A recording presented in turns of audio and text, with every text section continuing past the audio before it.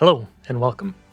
My name's George and my channel is all about helping you get the most out of Logic Pro so that you can record and produce your best music in your home studio. Now, as of this recording in June 2024, there isn't a dedicated guitar session player yet in Logic Pro, but I'm hopeful that they'll be releasing one soon.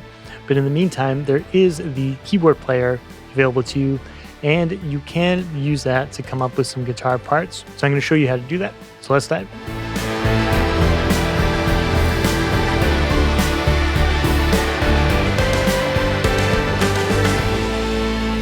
So let's start by creating a keyboard player session musician by going up to the plus button right here.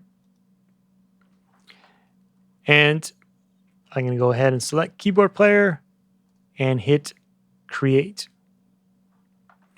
And that's going to create my keyboard player region here. And for this video, I'm going to be working over at this second verse. So I'm just going to click and drag that over here. And I'm going to extend this for the length of my verse. Now, if I hit play, you're going to hear a keyboard player.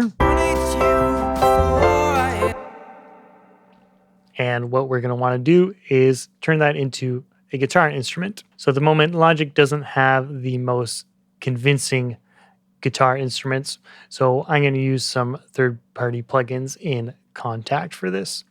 So the first thing I'm going to do is, instead of using the piano instrument that we see here, I'm going to replace that with a Contact instrument. And I'm also going to mute these plugins that were previously loaded in. And the first thing I'm going to do is I'm going to load in an acoustic guitar. So I'll load in the session guitar, Strummed Acoustic. So how this Strum acoustic guitar plugin works is you hold down a chord and then it produces some different strum patterns. So for this to work with our keyboard player here, we don't want to be sending in all these individual notes. We want to just send in some sustained chords. So what I'm going to do is go here where it says freely, which is the style. Click on that. I'm going to first turn off where it says change patch so that it doesn't replace my current strum guitar with a piano, for example. And I'm going to go to simple pad. And you'll see here that just gives us these nice kind of strummed chords. And now when I press play, you should hear an acoustic guitar pattern.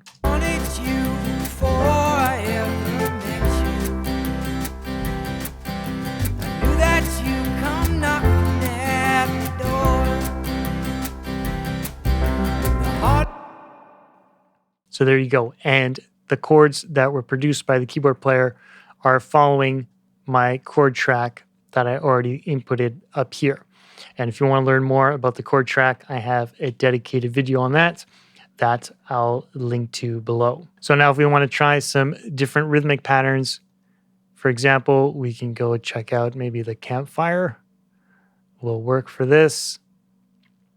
And there's some different variations that we can try. So let's see what this sounds like.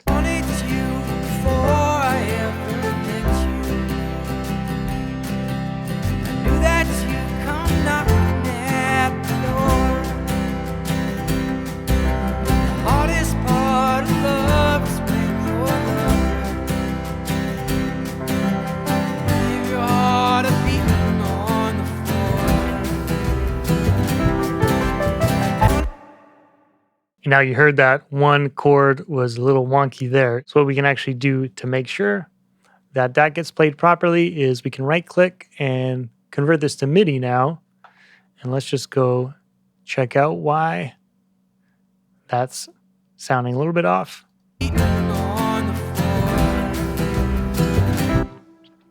So I think all we have to do here is split this note.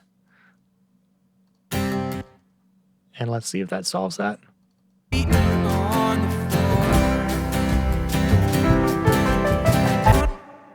There we go. It just wasn't re-triggering it and coming up with a different chord because of that. So there's an easy way to get some kind of strummed acoustic patterns. You could do this with electric guitar as well.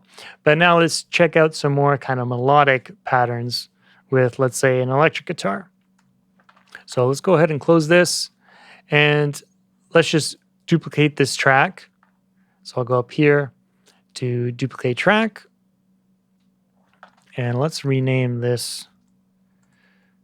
This will be our acoustic guitar, and we'll now make this our electric guitar. And if I right click here, I can go create session player region. And again, I'll drag this out. Let's just lower the volume of our acoustic guitar for now. And we'll double click. And now instead of the simple pad, we're going to want a bit more of a kind of broken pattern. So we can check out, let's say, the arpeggiated, for example. And let's load up Contact again. And for this, let's go and check out an electric guitar. So I'm going to load in this Evolution rock standard. And let's find a preset here, maybe clean. Let's try this 80s ballad. So now for this, what I'm going to do is I'm going to turn off the left hand of the piano. So I'll just click on that hand there. That'll get rid of that. And now I'm just left with this kind of single note line. So let's see what that sounds like.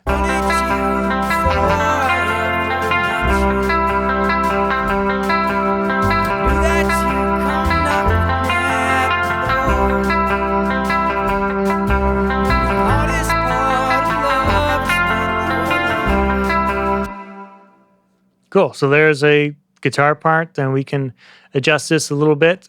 So for example, if I want to bring the complexity down a bit, let's see that. And maybe also bring up the range of the instrument a bit. So I'll bring the right hand up a little bit.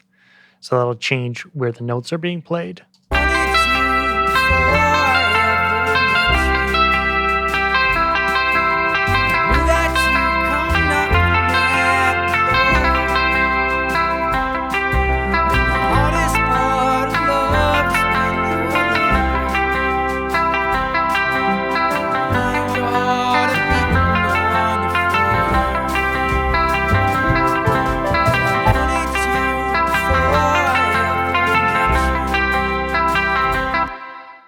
Okay, so there's a broken electric guitar part.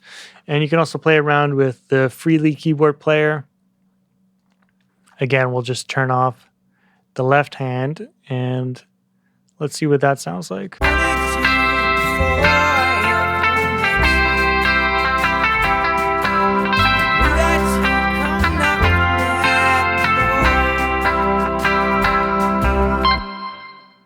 Now I maybe want to dial back on the complexity a bit. And let's dial back the fill amount. And maybe movements, let's go minimal. So that's going to keep all the chords kind of in the same range.